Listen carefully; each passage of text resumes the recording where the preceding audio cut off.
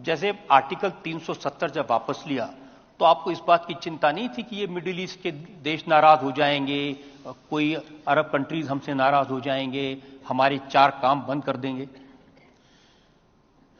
अब देखिए, बहुत अच्छा सवाल है और ये जवाब मेरा शायद थोड़ा लंबा हो जाएगा और शायद पहली बार मैं इस विषय को आपने मुझे ऐसी जगह पे छू लिया है कि शायद मैं कोशिश कर रहा हूं इसको आर्टिकुलेट करने की, क्योंकि एकदम से आपने पूछा है तो। लेकिन हमारे देश में जब भी कश्मीर की बात आती थी तो 70 साल तक इसको इंटरनेशनलाइज किया गया।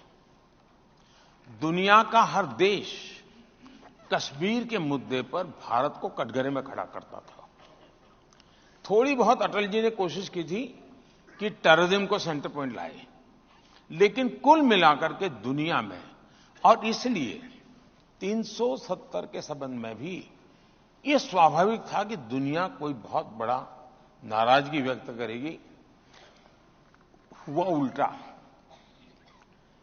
दुनिया ने जितने देशों को लोग मानते थे कि इन मुद्दों पर भारत पर वो नाराजगी व्यक्त कर सकते हैं, भारत को घेर सकते हैं, अधिकतम लोग मौन रहे। जिन्होंने कहा वो ये कहा कि ये उनका इंटरनल मामला है।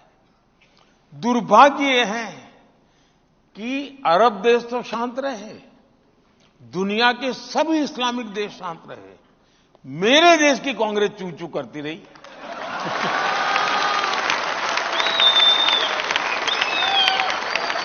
ये मेरे दिमाग में नहीं बैठ रहा है। ये इसका मतलब ये हुआ कि ये एक ऐसी मानसिक विकृतियों से भरी पड़ी हुई इनकी सोच है दुनिया ने। और अच्छा, 370 के बाद में दुनिया के कई इस्लामिक देशों में बहुत बड़ा सम्मान प्राप्त करके आया हूं, मुझे कोई दिक्कत नहीं हुई।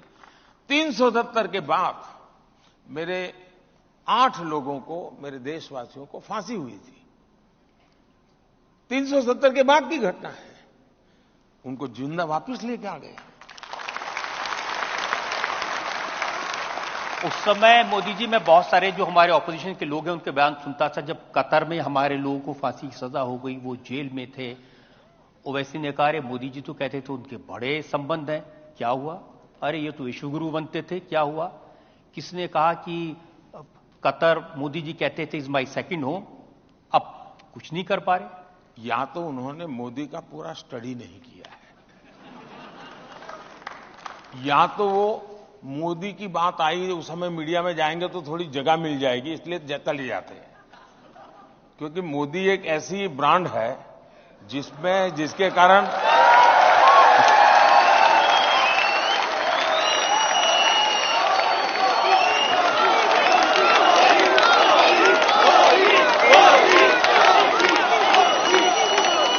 तो गाली देने से भी उसको स्पेस मिल जाता है। और इसलिए लोग मौका ढूंढते हैं, यार गाली किसी और को देने से क्या फायदा है, मोदी को देंगे तो। और इसलिए जल्दबाजी, उनको पता होना चाहिए कि यार कुछ तो होगा, ये कुछ तो चलता होगा, बोलता नहीं है कुछ करेगा, ये इनको समझ होनी चाहिए जी।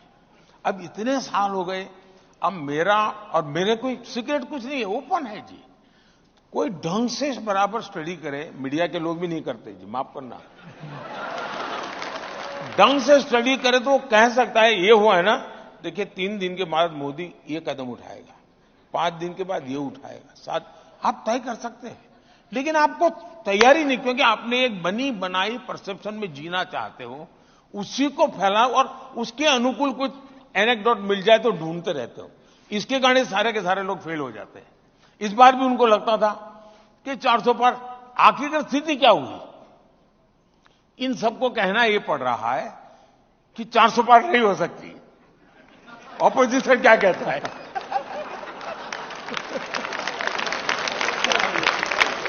उनको समझ ही नहीं आया कि कहां ले जा रहा हूं मैं।